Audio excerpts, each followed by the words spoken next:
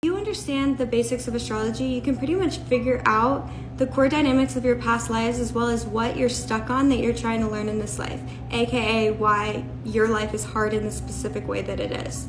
Evolutionary astrology takes the perspective of what are you trying to learn as a soul, which specifically refers to what you have or have not learned in prior lives as a soul. I like to describe the South Node as the fishbowl of life that you were born into in this life because you needed more of the same thing in order to understand how to conceptualize yourself. So your parents recreated the South Node experience of your past life so that you could have basically your comfort zone. But as many of us are well aware, your early life experience is not necessarily a comfort zone at all. It shows patterns and things you've been doing, repeated cycles that in theory you're here to break.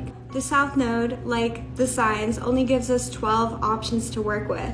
That becomes 144 options when we think about the sign and house of the South Lunar Node. Then when we look at the placement of the South Node ruler as well as aspects to it, and any aspects to the South Node, we start to see a picture come into view that's completely unique for each person. The journey to the North Node is not about letting go of the South Node because you have inherent wisdom and lessons that you've learned that you don't want to unlearn. You don't want to lose that, but you want to go somewhere else, right? Stagnation is the antithesis of spirit. If you're interested in learning about your past lives and figuring out why your life is the way it is now, I highly recommend meditating with the energy of your South Node, its ruler, and any aspects to the ruler or the South Node.